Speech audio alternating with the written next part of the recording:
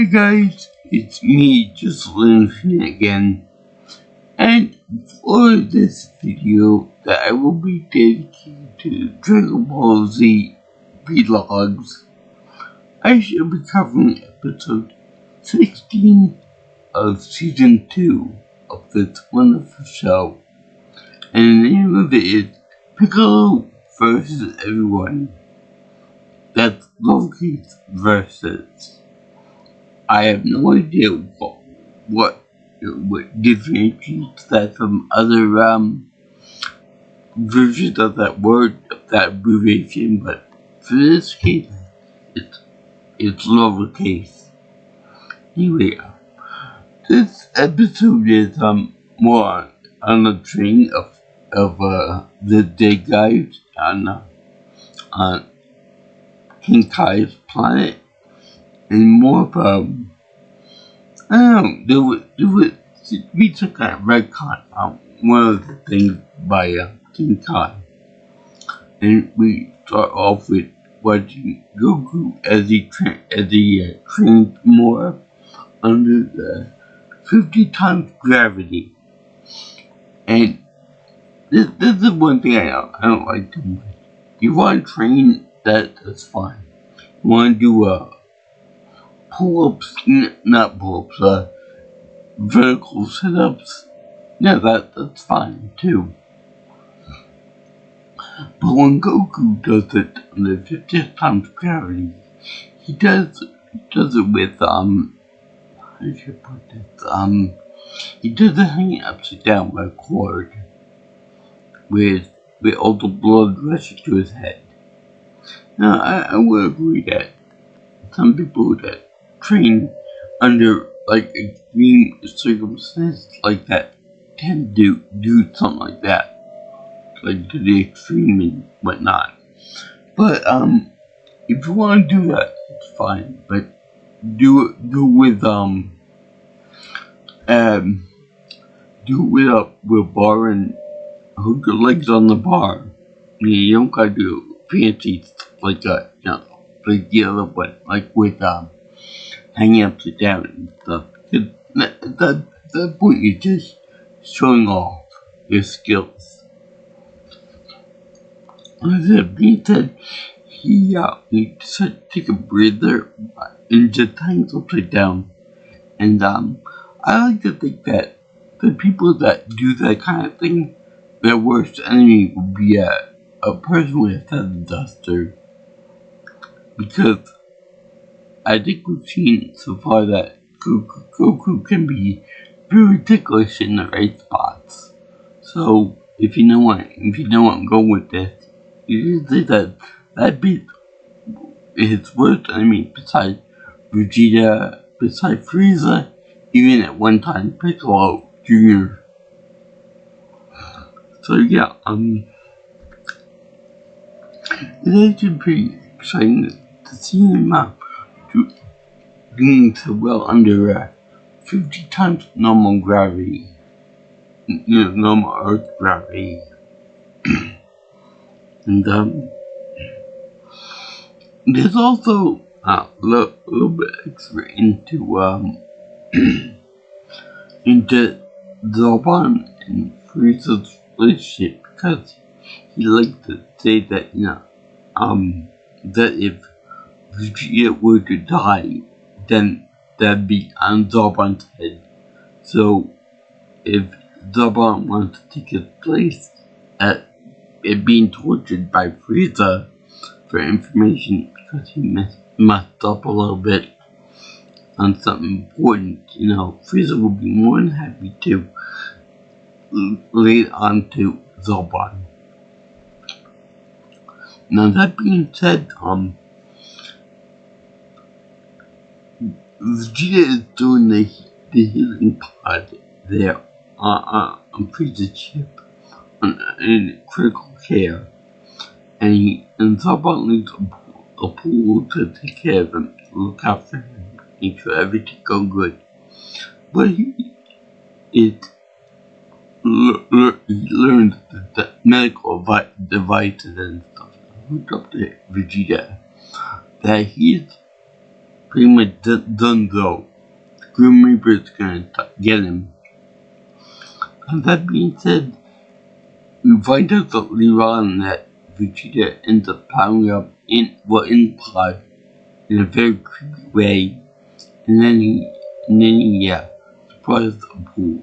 I think that's the name. That's the purple guy looks like a squid with yellow spots on his head. So anyway, it's surprised and kills him, and then he says, when will they stop underestimating the same race and stuff? Which is kind of like referring himself as the same race and all that.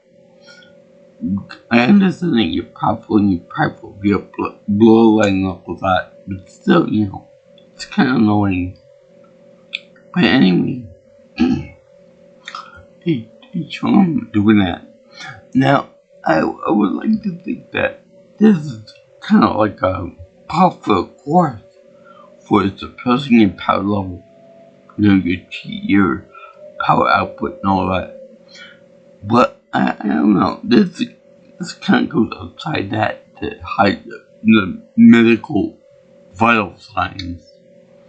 I don't know, that skirts the field off as far as the hidden power goes and suppression of that. And it kind of reminds me of when the main cast characters hide their power level from Skyers and other beacons can do the same thing. So anyway, after he does that, he decides to go up there and free the bulls, all 5 of them, and he runs around the ship because he knows the ship pretty well. Now I like the animation of running so fast that your legs can't be seen by sight. That's a pretty nice touch. Shows that he's getting more powerful. At least as compared to when he went to Earth. So you find the bulls while everyone else is thinking that he escaped the big hole in the ship hull, like freeze the Zarbon.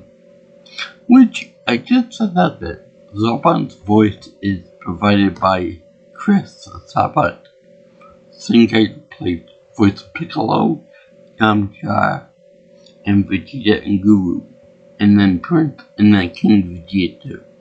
So when they fighting with each other, when Zarbon and Vegeta were fighting on anime, as well as when they had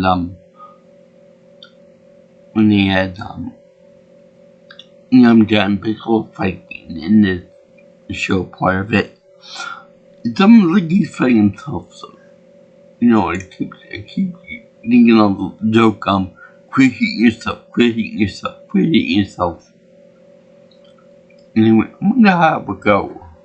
That really shows how much these people are talented in voice work, that they can actually argue with themselves in different voices and carry on a good conversation between them. Talking trash talking all that. And then with the accents and all that too. That's pretty nice. Anyway, so everyone is thinking that Richie's a food coop, but he's not leaving out his balls. More importantly, with Master Frieza's Dragon Balls. So anyway, we leave off with that, and Carl Herbert does the outro to it. But Vegeta finding these treasure balls, these magical balls, and the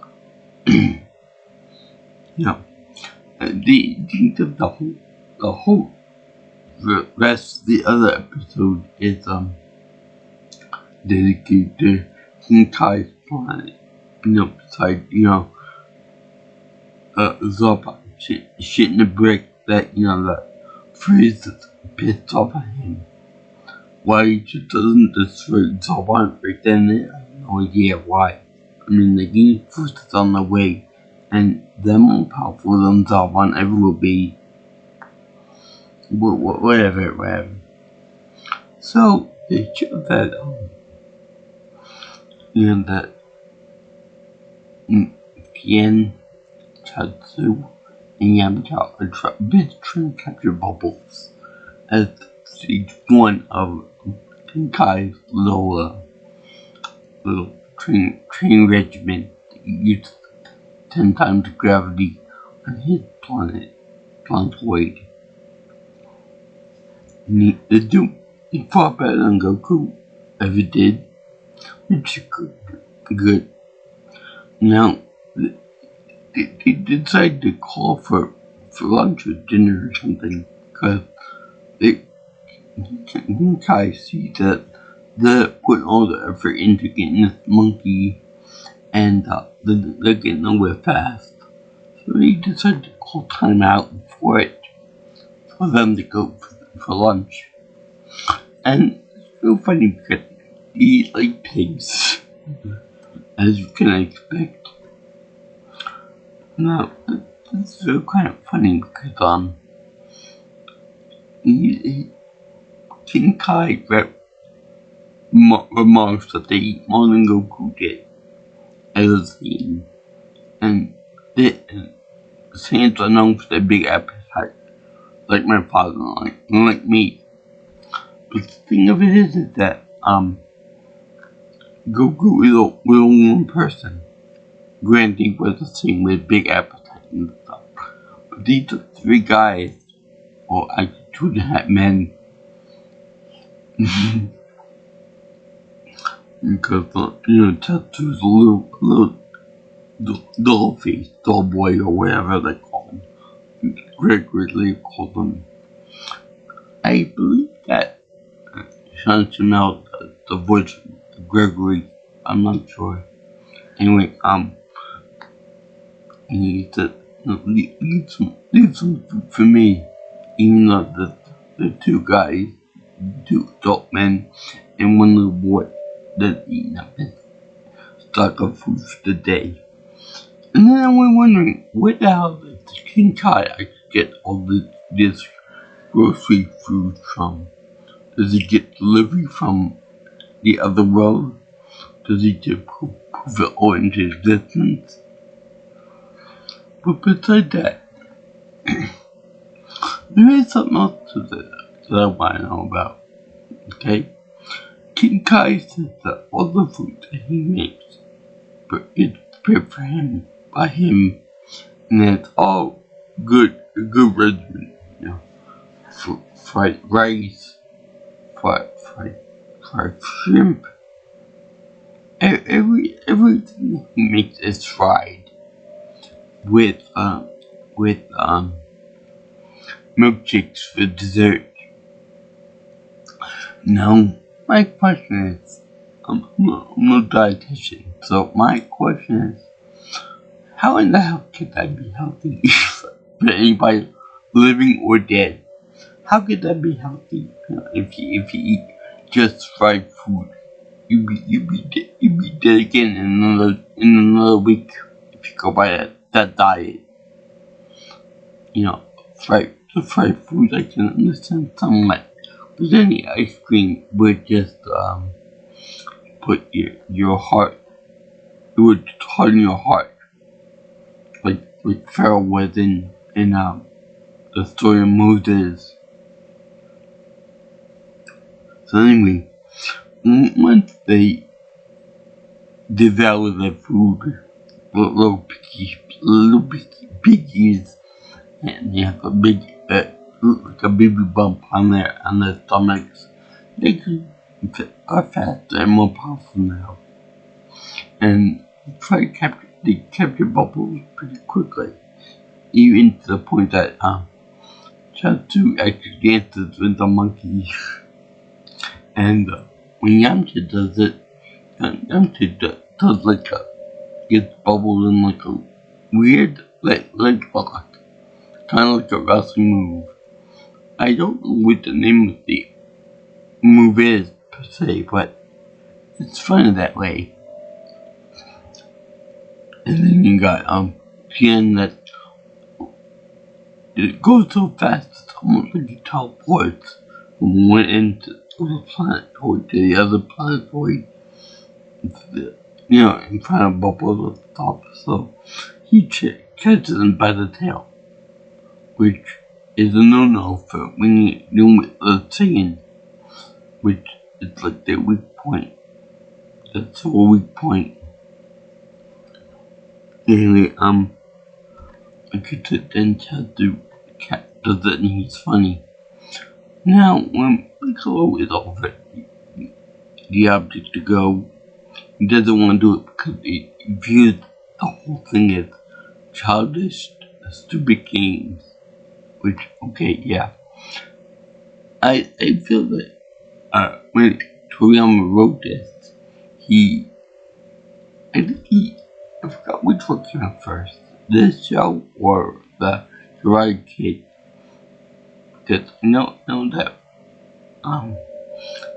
one of the both Shinkai and Miss Miyagi pretty much one and the same in that whenever they do something, whenever they train people, they tend to do like the things to train them that look like regular ordinary activities that are same with Master Roshi. There's delivering milk, pushing boulders out of the way and all that other stuff.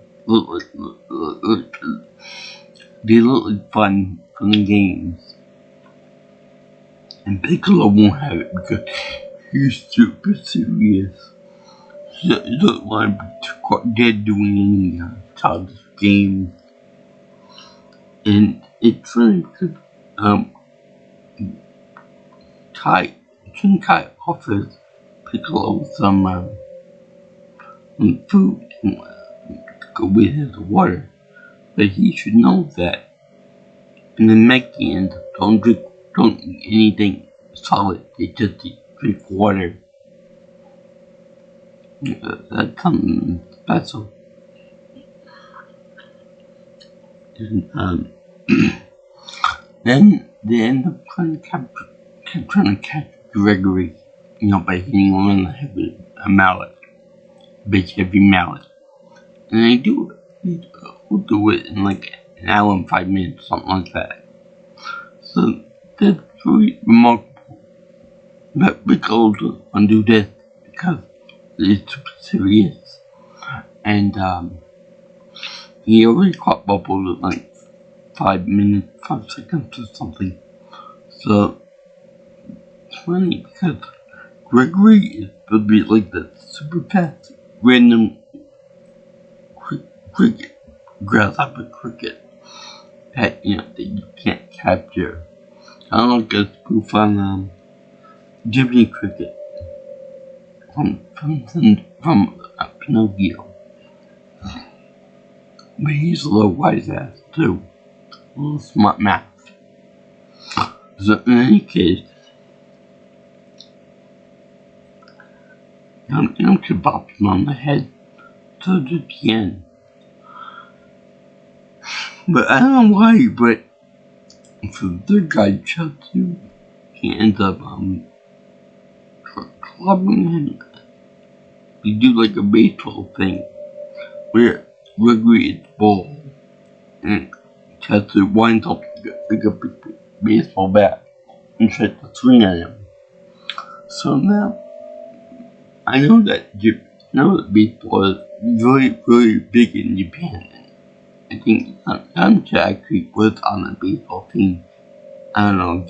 I think it's later on in the series as they just give up on him as a fighter. But anyway, they have Chutsu winding up to him. My question is, I know this is very for visual gagging and all that, but it doesn't make much sense that a random test like Gregory, we got chased down and then it went up with a big hammer would be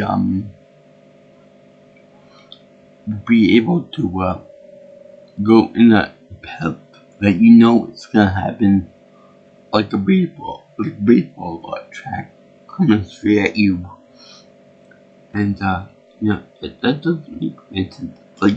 It's like pulling a laser beam and the laser coming right toward you. It doesn't make any sense. It doesn't take any it takes all the randomness out of the direction that you could possibly go and narrow it down to just a straight path.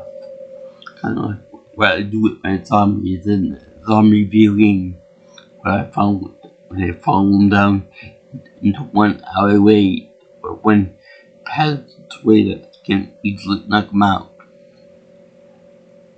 But then Gregory, at the last second, goes down low and Chelsea picked up on it because he's a psychic. And he ends up pulverizing Gregory and putting him into Kenkai's house. And he's sleeping on the job while Gregory's being pounded by the guy. And yes, he does further touch the doll boy, which could be a reference to Chucky, but could also be affected. I believe that Chatu is based on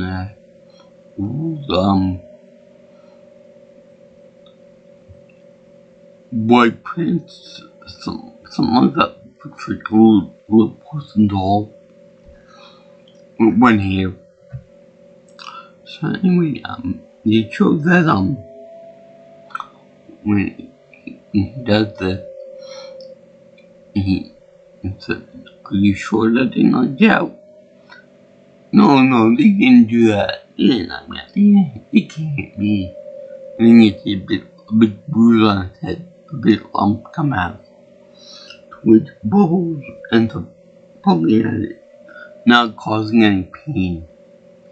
But yet later on, they show him getting pain in the head when he tried to nurse it back to health. So that's not no big deal. But then Piccolo decides to put the guy to the test, and then he fights him all, being that the old master is like a Santa coot, doesn't know what he's talking about. So he fights all of them, and he's actually very surprised that they can keep up with him. But the funny is, when Tien and Yamcha get involved with him, my man Piccolo back there dodges all of the attacks, but he's really surprised that they can actually go as quick as he can. But then Chatu grabs onto his backside. So I'm thinking that it's gonna be a repeat of when he fought with Napper. The old self-destruct technique. But then he just shocked him to the point that it shocked him and distracted him enough and mobilized him enough that the other two guys can land punches and hold him down. And that's fine.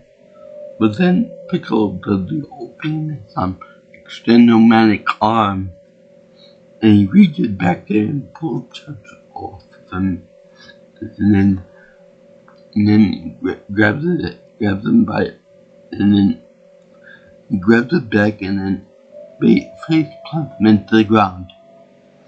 To where the two friends say, Chatu, oh man, no, because they think they died.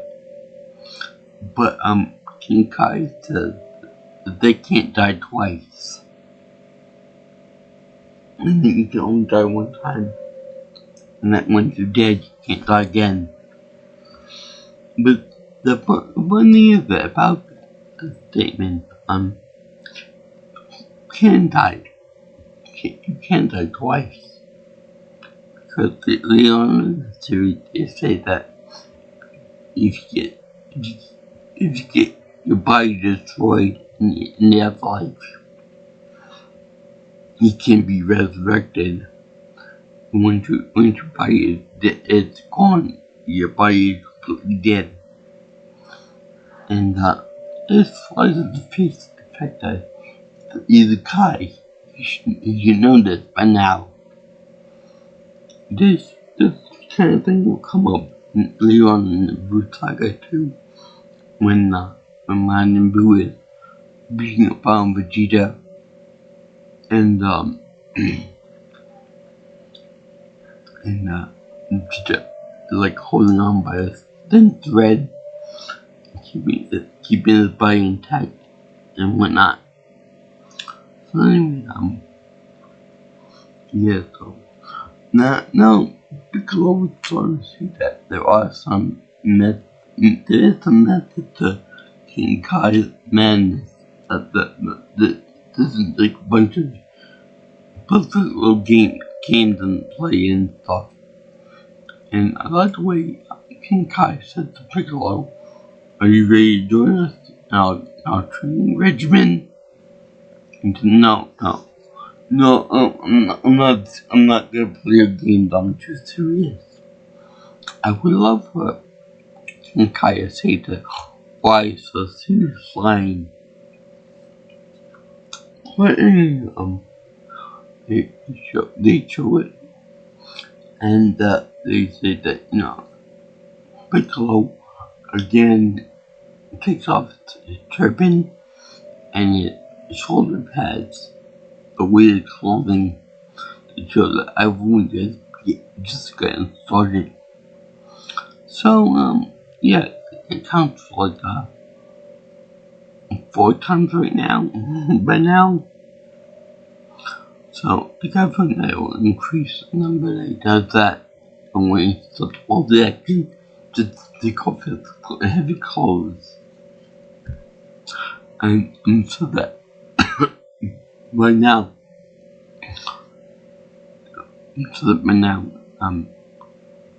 he would beat everybody down more thoroughly. And I wonder King Kai says that when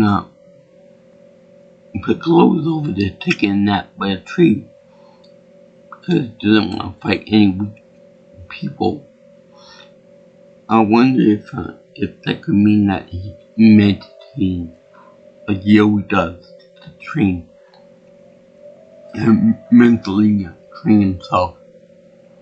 That's a good question. So anyway, it's called time out for lunch. In the next episode, when they showed the boy training and stuff, I think what happened is that because how much was strength increase they got from working blood off himself, I think then we should get various ways that King Kai does have a point with certain things. And the whole thing with the ton of jokes is a waste of time, I think. But then the rest of it is pretty smart. You can that 10 times gravity. That's pretty smart. But like this episode. So yeah.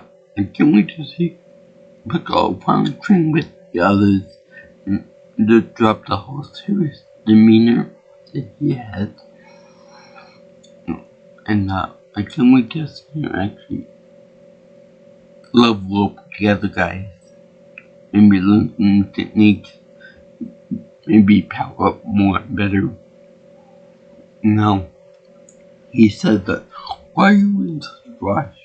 Are you going to go fight freely yourself? Because you said that you weren't going to do that. So it's funny that King Kai, a more powerful guy that we've seen so far in the God realm, doesn't detect Piccolo and the others to deception. That's actually kind of funny. Mr. Combination of a cockroach, a catfish, and Elton John can't figure that out. And a gully bean. So yeah, I also like the way Piccolo wanted to beat up on this guy too, on King Kai. But something prevented him doing that.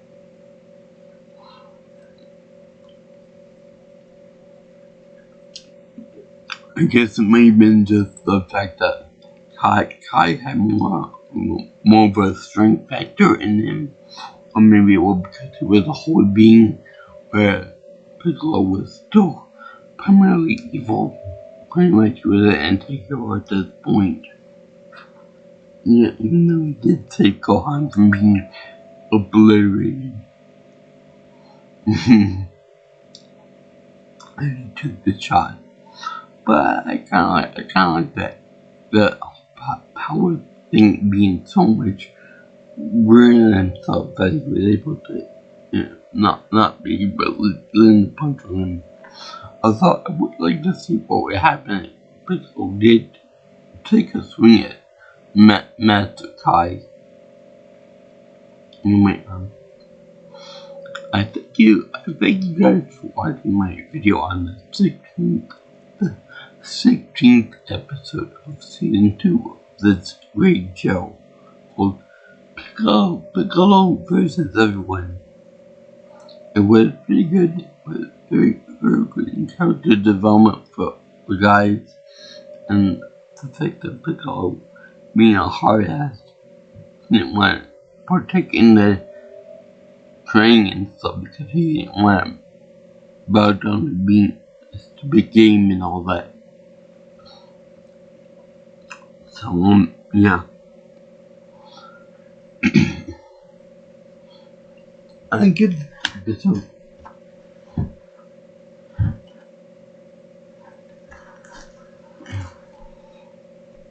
my happy face seal of approval because it's awesome to see all the chess pieces going into the positions, and in the next episode I believe that Vegeta will throw the Dragon Balls away and get them away from Frieza and Zarbon. Wouldn't it be funny if Zarbon actually steals the wish from Frieza for immortality? That would just be hilarious. Although I don't know the end of the story about what happens to everybody. And that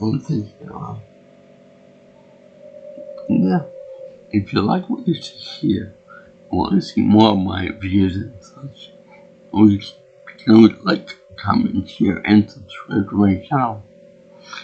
You can also call me or text me at 631-707-3707 to find out about my future stuff, about my future videos that might not lead in plan what I should do next.